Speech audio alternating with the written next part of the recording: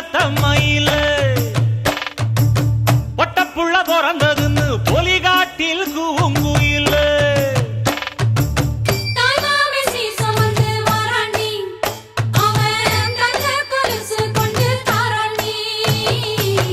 இரு சுமந்த சாதி சனவே ஆறு கடந்தா ஊரு வருவே சீர் சுமந்த